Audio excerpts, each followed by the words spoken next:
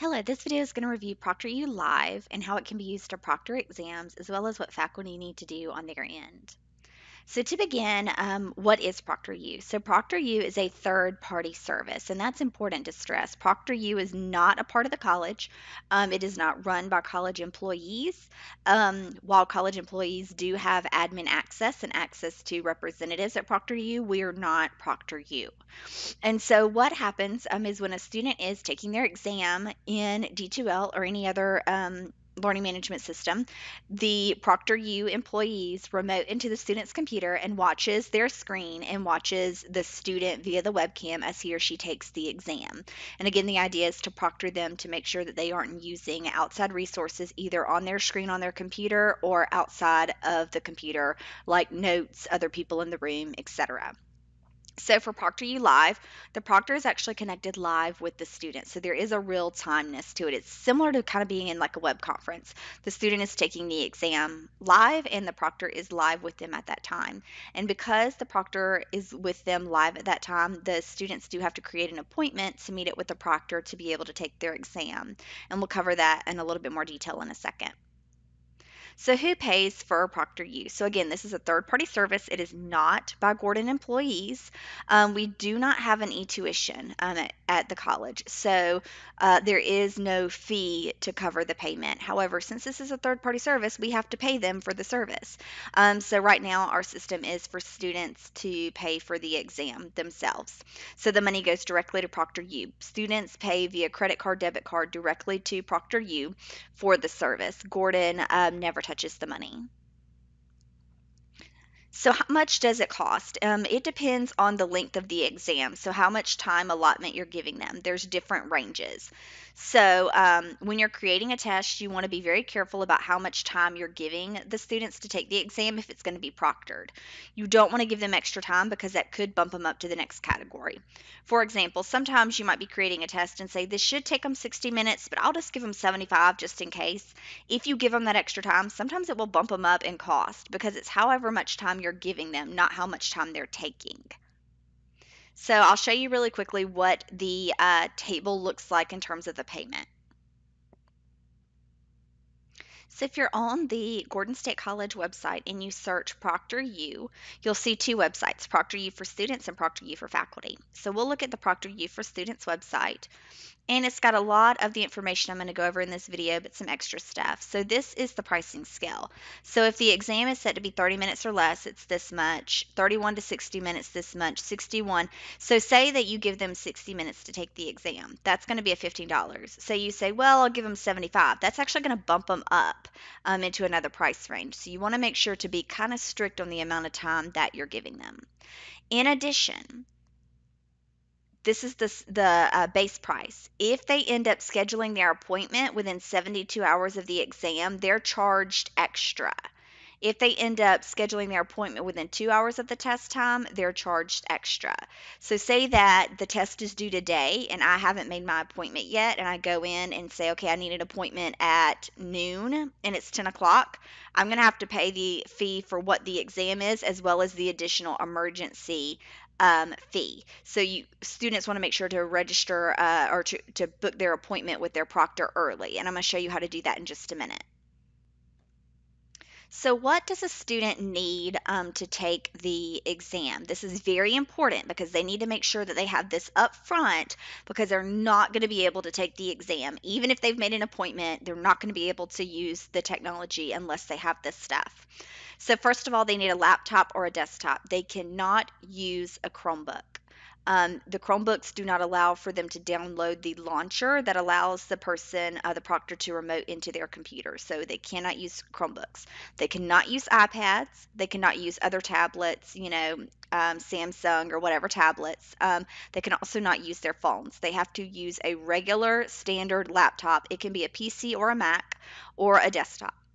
They must also have a webcam and speakers on their computer. The proctor's going to talk to talk them through some things. They need to be able to speak and hear the proctor. Also, the audio feed is being reviewed as they are taking it, so to detect if somebody is talking to them in the room while they're taking the exam. The webcam is how the proctor is going to be able to monitor the student, so they must have a working webcam. They're also going to need two IDs. It can be their Gordon ID and a driver's license. It can be really any government issued ID that has their picture on it. They're also going to need the Chrome browser. So in order to use ProctorU, they're going to have to use the Chrome browser, because that's how they use a Chrome extension to remote into the student's computer. So if they don't already have Chrome on their computer, it's highly suggested that they go ahead and download it before they actually go to do their test. If not, they're going to have to download it then, and it's going to take longer time. So, can a student test their computer to make sure it's going to work with ProctorU beforehand? And the answer is yes, and we actually highly encourage them to do that. We encourage them to take the same computer that they're going to be using for their exam and go ahead and test it a week or so ahead of time. That's going to let them know, does their webcam work? Does their computer work? Do their speakers work? All that kind of thing. And the link is below to where they can go at any time to test it out. So I'll show you what that website looks like. So when the students go to this tested out website, notice it's going to check their camera, check their microphone, check their flash, check their OS, which again is going to let them know if they're on a Chromebook they can't use it, as well as check their bandwidth. So it's going to let them know all of this information. If they have a question about this or if something's not working, they can chat live with a technician. And again, the idea is that they do this a week or so ahead before their appointment. If they do this right before the exam starts and they don't have a backup computer and it's not, it's one of these issues isn't working, the proctor can or the technician can try to address it. But if they have a Chromebook and they find out it's a Chromebook, there's really not much that can be done immediately. So the idea is that they do this a week ahead of time to make sure that their device is ready for ProctorU.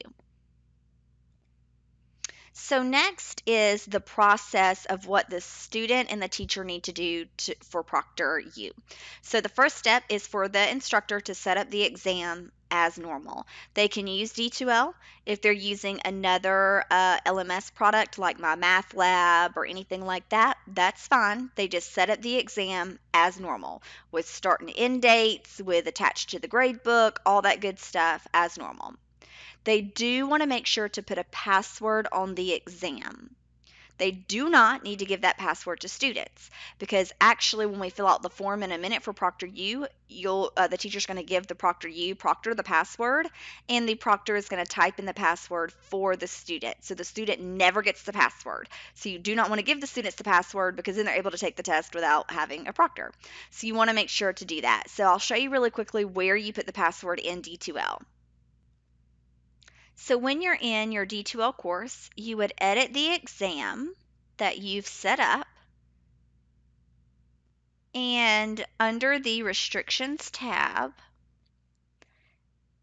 it might be collapsed, so you might have to open it up, but there's going to be an area to put a password. So that's where you're going to put the password for the exam, and you're going to have to give the proctors this password in just a second, but again, don't give that to your students. So the next step is, after you have made the exam in D2L and put a password on it, the teacher needs to fill out the ProctorU form. And what this ProctorU form is going to do is it's going to tell the proctors the information that they need about the exam. So keep in mind that the proctors do not have access to D2L My Math Lab or anything like that. They cannot log into your exam. They cannot log into D2L. They cannot change anything about your exam, but they also cannot find out information about your exam without you telling them, because they can't log in. So they're going to need to know things like the timing of the test, the password for the exam, who's going to need special access, who's going to need extra timing, all of that kind of thing. So you want to fill out this form super early in the semester. So we encourage you to do it the first week of class, even if it's going to be the midterm or the final, you want to do it early. The reason why is, once you fill out this form, it takes about 48 hours for the test to go live in the system of ProctorU for students to be able to start making those appointments. So basically the process is going to be, you fill out the form, 48 hours, ProctorU reviews it, says, okay, we're good to go. They're going to open it up to where students can start making appointments. students are going to need to make appointments very early on of when they want to take the exam. So it might be August, and I'm going ahead and making my appointment for November of when I want to take my exam. The reason why is because, remember, if they get too close to the deadline, within 72 hours or within a couple of hours of the exam, they have to pay extra.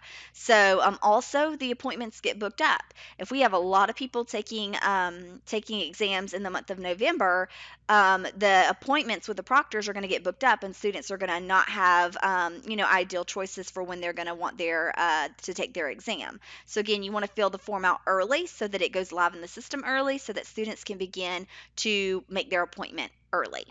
So now let me show you how to actually go and fill out that ProctorU form. Okay, so we're logged into our D2L course as normal. So as the teacher, I'm going to go to Tools and Resources, and I'm going to go to ProctorU. Now, if I don't already have a ProctorU account, I'm going to make a ProctorU account. So I would come in and I would say that I don't have an account. New user, sign up here. And I would say that I'm an instructor, because I am, and I would fill out all this information about myself. Okay. And then from there, it'll take a couple of hours, but my ProctorU account will go live. So then at that point, I'll be able to log into ProctorU. So I'll do that, and I'll go to ProctorU, and then I'll log into my account, and then I'll be able to fill out the form. Okay, so yours might look a little bit different than mine because I'm the admin, so I'm able to see everything. But so to fill out a new ProctorU form, you're going to come over here to Add New, and then you're going to add a new exam. Okay, so then you're going to give the exam a title. We encourage you to have several things in the exam title. We encourage you to have your name, the name of the course, as well as the section, because remember, you're signing up for if you're going to have different tests for different sections, as well as the semester, as well as the name of the exam. The reason why is because a student's going to go in and search for the exam, so they can search any of these words to be able to see it. So if you just put in quiz 4, we don't know who the professor is, what course it is, what semester, any of that. So it's very important for you to include the name, the course, the semester, and the name of the quiz, that it is named in D2L. Then you pick the department that it goes in. So you just pick whichever department is going to be the closest to you. And then you can add incident users. So I encourage you, if you happen to remember, to add me as the incident user. I should already get it anyways, but I do like to add that in. Now, you are going to be an automatic person there, but this is just an extra person if there is an incident, who gets notified via email. So if you remember to do that, to add me in, that'd be great. Under the instructor, you can add additional instructors if you're co-teaching a course. For the most part, you won't do that because you'll be the only person teaching the course. Next, you want to fill out this information. So you want to pick the correct term that it's in, which I've already picked. Summer is the only one that's open right now. So I want to pick the correct term. I want to put in the duration of the exam. So again, this is where you want to be super careful about making sure that you're putting in, the exact amount of time. So don't say, well, it should take them 60 and I'm going to give them 75, because this is determining how much the exam is going to cost. And again, you can use these eyes, these little eye dots, if you need more information. With the exam URL, if you're just using D2L, you can just type in Brightspace by D2L. If you're using something other than that, then you would put in, My Math Lab, and it would be good to put in the link. Most of our ProctorU reps know about D2L. It's really, if you're using anything other than that, is what you would put in that blank. Then this is where you put in that exam password. It has to match the password in D2L or your LMS perfectly. Capitalization, punctuation, all that good stuff. It has to match perfect. And again, you're even going to be asked to type it in twice. You don't need to worry about a template. You're fine there. You don't really need any special terms and agreement. They already have kind of a general one there. This is going to be important because it's going to allow you to let ProctorU know what tools or what resources are allowed. So it might be that no resources are allowed. They basically have them, and that is it, and that is all there is to it. Now, if you are going to allow them to use the textbook, or if you're going to allow them to use a calculator or certain notes or the websites or whatever, one scratch piece of paper, whatever. You can also choose to allow them to use one sheet of paper and destroy the scratch paper. So basically, at the end of the exam, the proctor has them tear up the scratch paper and throw it away in within the session. You also want to check bathroom breaks if you're going to allow them to take bathroom breaks. If not, and they take a bathroom break and it's not clicked as approved, it's going to flag it as an incident. So you want to make sure to check all of those. Browsers, you can choose what browsers are going to be allowed, keeping in mind they're going to have to use Chrome anyways. So it doesn't really matter what you pick there. Of course, Chrome is going to be the option there. You can also list any other instructions that the ProctorU monitors might need, but most of the time this will probably cover just about everything. Now, remember, if you don't check course website and the student goes to a course website during the exam, it's going to be flagged as an incident. So you have to make sure that you are putting in the correct stuff so that the proctor knows what's allowed. The expected number of test takers, you just want to put in how many students are going to be taking this exam. This is used for ProctorU to plan how many people they need on hand. So if they know that there's going to be 200 students taking this exam between these date windows, they know that they're going to need some people on hand to be able to handle that influx. With additional training notes, this is a great place for you to put people who need additional timing. So you would put something like Anna Jones is going to get 60 minutes, or I'm sorry, 75 minutes, because everybody else is getting 60 minutes. So Anna Jones is going to get 65 minutes, and Jake Martin is going to get 120 minutes. So you could list them like that so that they know when the student goes in, and if they're Jake Martin, they get 120 minutes. Now, they're not charged extra. They are pay the same $60 fee, but the ProctorU knows that that's how much their exam is going to take in terms of minutes. Now, you want to make sure to give them special access in the D2L quiz as normal. So when you're in the D2L quiz, you want to make sure to also set up that special access for the quiz to be able to allow them to take that length of the exam. And if you want to know when all of your students are making their appointments, you can put in your email here. You probably don't, because you probably don't want an email every time a student makes an appointment, but you can if you want to. So the contact information for exam issues, you want to put in your contact information, your email, your phone number, as well as when you're going to be available for questions. So things like the student tried to get into the exam and the password isn't working. This student is having this issue. It's not part of our protocol. What do you want us to do? That kind of thing. So then the next thing that you're going to put in is the window. So this is going to be the first appointment is going to be this timing. Now, this can be a little bit tricky. So let me explain to you how we want to handle this. Okay, so let's look at it fleshed out like this. So say in D2L, your quiz is going to be open from Monday, January 1st at 8 o'clock a.m. So that's when the exam opens. And it's going to close on Wednesday, January 3rd at 11 p.m. So that's what you have as the start and end date in D2L.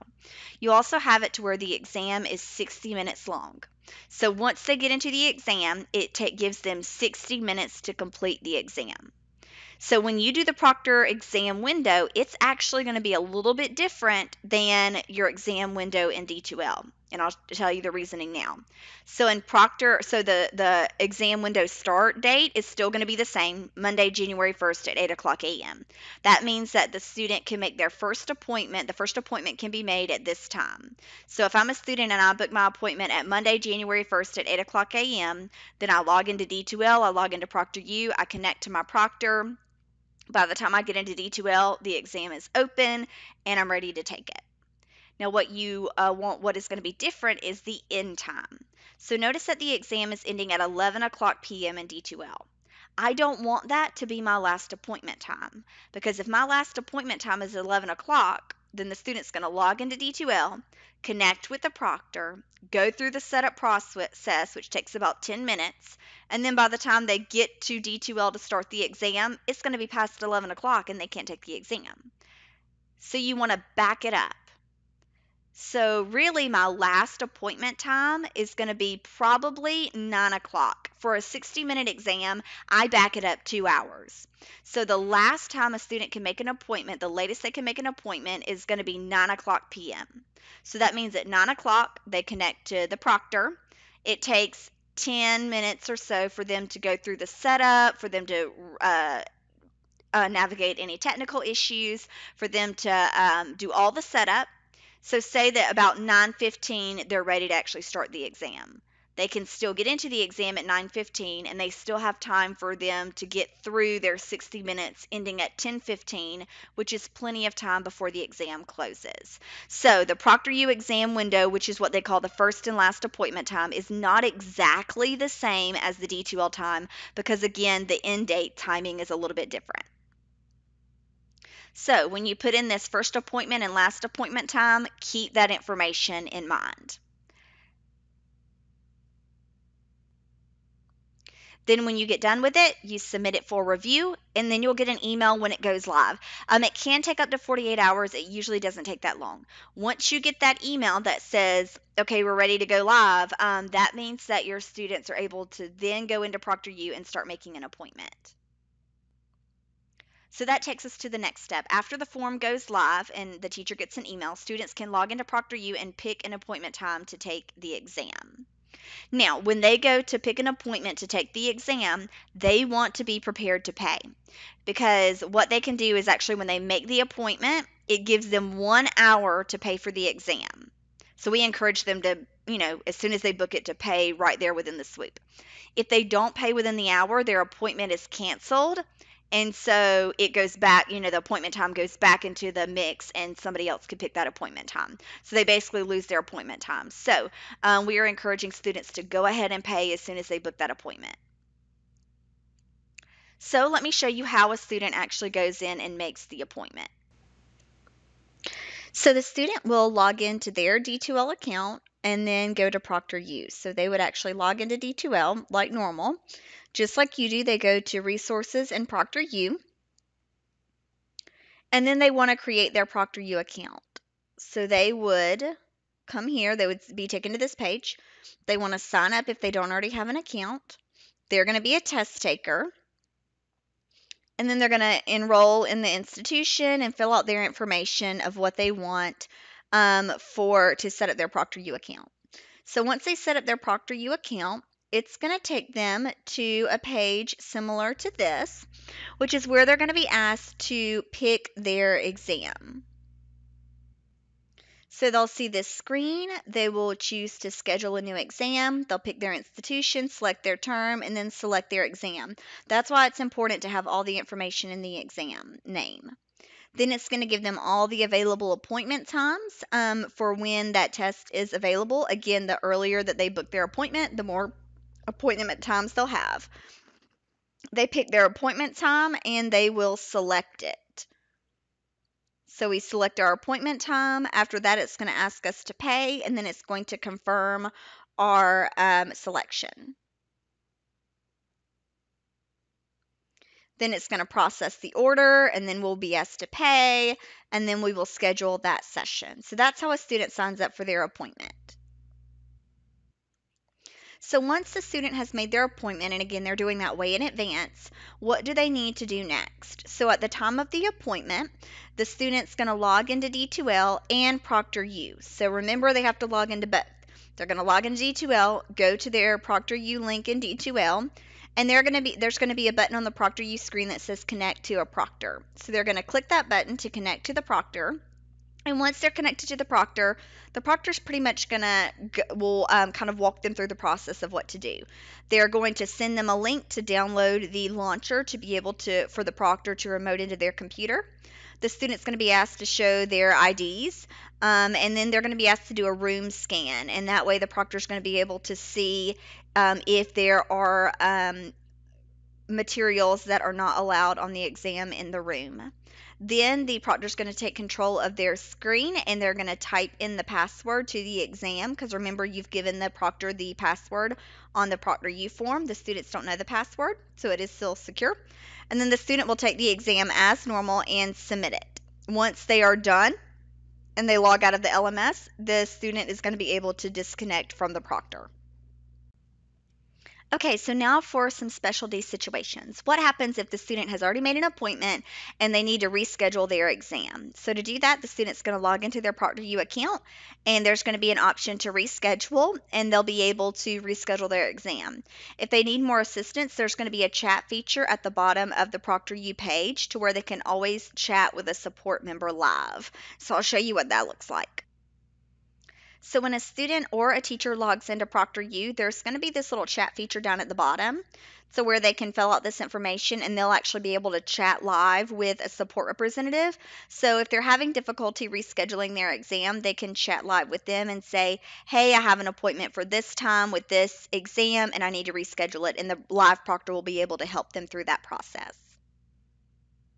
So another common question we were asked is that a student had technical issues during the exam and they need to make another appointment to, do the exam, but it's asking him or her to pay again. So there's kind of a twofold situation with that. So number one, if a student is in the exam, they're already connected with the proctor and they have a technical issue, usually the proctor is going to say, okay, listen, we're not going to be able to continue with the exam because of this technical issue. Let me work with you to make another appointment, and they'll make another appointment with them right there and they won't have to pay again. Now, it might be that the student says, I don't want to make another appointment right now. I want to, make sure that I'm going to be able to fix my technology before I commit to an appointment. So in that case, the student would, when they're ready to reschedule their appointment, they want to make sure to use that chat feature that I just showed you to reschedule. And they would need to tell the representative, hey, I was in this test and I had a technical issue. The proctor will be able to look it up and confirm that there was a technical issue, and they will walk them through the process of rescheduling without having to pay again. If the student just goes back into ProctorU and books an appointment with the process like normal, that's an automated service. So it's going to ask them and prompt them to pay again. So they have to use the chat feature if they had technical issues and need to reschedule without paying again. A similar scenario is that the student didn't show up for the exam or the exam was canceled for some reason. So now they need to make another appointment and it's asking them to pay again. Now, if the appointment is canceled by ProctorU for some reason, and the student never actually connected with a proctor, the payment doesn't go through. So the payment doesn't go through until the student is actually connected with the proctor. So actually, in that point, they're not being asked to pay twice. They're being asked to be paid the first time because the first time that they registered, it didn't go through. And again, if there is always an issue with that or if there's a concern, they can always use that chat area in ProctorU because the support is able to look up what was paid, what went through, when the appointment was, all of that track record for them. Okay, so say that our normal exam window is from January 1st to January 3rd, but I have a student who, for some reason, needs to test between January 5th and January 6th. So none of the appointment times are going to work for that student because all the appointment times in ProctorU are between January 1st and January 3rd. So what do I do to allow that student to book an appointment time between January 5th and January 6th? But I only want that student to be able to do it. I don't want to open it up for everybody to be able to register between the 5th and the 6th. So I want to give a special access, if you will, for them to be able to do that. Now, first of all, remember that you still have to give that student special access in D2L under the restrictions special access area. That part hasn't changed. So what you would need to do is log into your D2 or your ProctorU account and go down and look at your exams. So then you would pick your exam that's going to need that special access. And then under here, you're going to have the exam options to create a single user exam. So I'm going to choose single user exam. and I'm going to put in that particular person's email. So it's not going to open it up for everybody. It's going to send that person an email saying you can schedule between this specific test time. And then you want to put in so you don't have to refill out any of this because it's automatically going to come over from the exam itself. So you're kind of leaving all of that the same. But what you're doing here is you're going to so all this is going to stay the same. Under your appointment time is when you're going to make it different. That's under the when you're going to put in your January 5th to January 6th time period. And again, that's going to email it just to the student to be able to book those times. It's not going to put it on the ProctorU website for when the other students go to schedule an exam. It won't show up as an option to them. So that's how you're going to give that special access.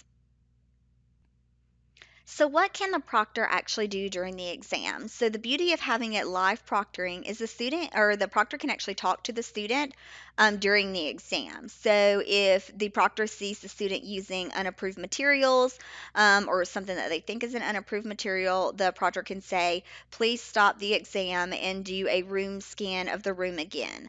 Or please make sure you keep your eyes on the screen or whatnot. So, they're able to actually talk to the student during the exam to make sure that the environment is secure. The student is also able to talk to the proctor. So if they're not able to do something in the exam, they're actually able to talk to the proctor, and the proctor has some access to walk them through. But again, keeping in mind the proctor doesn't have access to D2L. They don't have an account, so they can't fix anything. But they're able to walk them through some just brief technical assistance. And so, what if the last thing is, what if something happens in the exam that I need to know about? So, what if something happens during the proctoring sessions to where the student was using unapproved materials, or something happens that is a breach of the test that I need to know about? So, if there is something that is deemed an incident report, you will be emailed a link to it. So, you'll get an email from ProctorU with the incident report link. When you click on it, it's going to take you to ProctorU, and you're going to be able to see the student session. From there, you're going to be able to see a play-by-play of the session. So what was said in the session, what the proctor said, what the student said, all of that. And you're actually going to even be able to watch a video recording of the session that will show the webcam, the student themselves, as well as a video of the student's screen. And it will have flagged the issues. So if they say that at the 2-minute mark, the student opened a Word document, you'll be able to click on that flag and be able to see in the video where the student did that. Or if the student was talking to someone off screen, you'll be able to go to that flag and see the student talking off screen. Or if the student picked up their phone and made a phone call or left for a restroom break or whatnot, you'll be able to go to that flag and see for yourself what happened during the exam. So that is an overview of how ProctorU works, what you need to do to set it up, as well as just a general overview of what you and students can expect.